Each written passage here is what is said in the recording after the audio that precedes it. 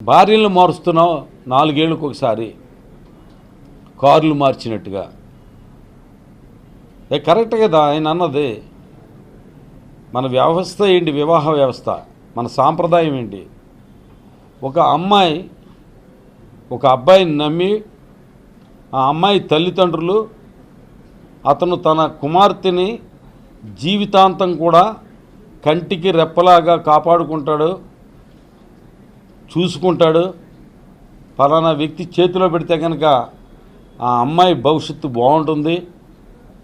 ఎందుకంటే చిన్నప్పటి నుంచి కూడా పెంచాము, పెద్ద చేసాము. మన ఇంటి అమ్మాయిని ఇంకొక ఇంటికి పంపుతున్నాము. పంపేటప్పుడు అవతల అమ్మాయిని వివాహం చేసుకునే వ్యక్తి తప్పనిసరిగా నా కుమార్తెకి రక్షణగా ఉంటాడని చెప్పి తీసుకెళ్ళి ఆ అమ్మాయి చేతిని ఆ అబ్బాయి చేతిలో పెట్టి వివాహం చేసి పంపిస్తే జీవితాంతం కూడా కంటికి రెప్పలాగా కాపాడాలనేది మన సాంప్రదాయం. జీవితాంతం కూడా చనిపోయే వరకు కూడా విడిపోకుండా ఉంటామని ఆ నమ్మకంతో ప్రతి తల్లి తండ్రి కూడా ఆ అమ్మాయికి ఇచ్చేటప్పుడు, ఆ అమ్మాయిని మెట్టినింటికి పంపేటప్పుడు నా కుటుంబాన్ని వదిలి ఒక వ్యక్తిని నమ్ముకుని పరిచయం లేని వ్యక్తితోటి వెళ్ళిపోతున్నానని చెప్పి ఆ అమ్మాయి కన్నీళ్లతోటి తల్లిదండ్రులకి కన్నీళ్లతోటి వీడ్కోలు చెప్తుంది. ఆ తల్లి తండ్రి ఆ కుటుంబ సభ్యులందరూ కూడా ఆ అమ్మాయికి కన్నీటితోటి వీడ్కోలు చెప్తాం జరుగుతుంది. అరే అది మన సాంప్రదాయం. జీవితాంతం కూడా ఆ అమ్మాయిని పోషించవలసింది. ఎన్ని కష్టాలున్నా, ఎన్ని నష్టాలున్నా కూడా అది మన సాంప్రదాయ వివాహ వ్యవస్థ. అది దాన్ని అవహేళన చేస్తూ భావి తరాలకు కానీ ఇప్పటి తరాలకు కానీ ఎటువంటి సందేశాన్ని ఇస్తున్నాం? 4 సంవత్సరాలకు ఒకసారి ఒక అమ్మాయి గొంతు కోస్తూ ఉంటే దాన్ని జగన్మోహన్ రెడ్డి గారు వివాహ వ్యవస్థను అపహాస్యం చేస్తున్నావయ్యా అన్న ఉద్దేశంతో మాట్లాడితే దాన్ని తట్టుకోలేక నీ ఇష్టం వచ్చినట్టుగా మాట్లాడటం అనేది ఎవరో సహించరు. నిజంగా నేను ఈ రాష్ట్ర ప్రజలను అందరినీ కూడా ఉద్దేశించి అడుగుతున్నాను.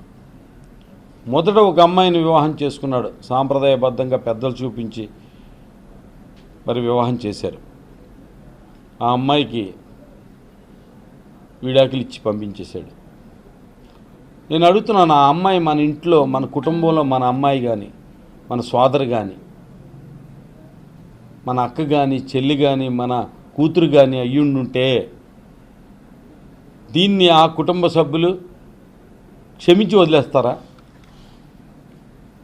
మన చెల్లి అయ్యుండుంటే, మన అక్క అయ్యుండుంటే, మన కూతురే అయ్యుండుంటే, ఆ అమ్మాయికి అన్యాయం జరిగితే అప్పుడు మనం ఇలాగే స్పందిస్తామా? పవన్ కళ్యాణ్ గారు అనే వ్యక్తిని ఇలా క్షమించి వదిలేస్తామా? ఒకసారి ఆలోచించండి. మొదట చేసుకున్న భార్యని విడిచిపెట్టేసిన అమ్మాయి మీ కుటుంబ సభ్యురాలు అయి ఉంటే క్షమించి వదిలేసి జిందాబాద్ పవన్ కళ్యాణ్ అంటామా? ఒకసారి ఆలోచించండి. మనకి జరగలేదు కాబట్టి పక్కోడికి జరిగినా పర్లేదు అని అనుకుంటే ఇది ఎంతవరకు న్యాయం? మన కుటుంబానికి జరగలేదే, పర్లేదు, పక్కోడికి జరిగింది. అరే ఆ అమ్మాయి కాపు సామాజిక వర్గానికి సంబంధించిన అమ్మాయి కదా, ఫస్ట్ మొట్టమొదటి అమ్మాయి. ఏదైతే కాపు సామాజిక వర్గానికి సంబంధించినది వాళ్ళు కొంతమంది ఏదో ఎవరన్నా ఉంటే కనుక వాళ్ళు ఒకసారి ఆలోచించండి. అదే మీ కుటుంబంలో మీ కుటుంబానికే పవన్ కళ్యాణ్ గారు అన్యాయం చేస్తుంటే మీరు అప్పుడు కూడా సీఎం సీఎం సీఎం అని పవన్ కళ్యాణ్ గారు వచ్చినప్పుడు అడుగుతారా?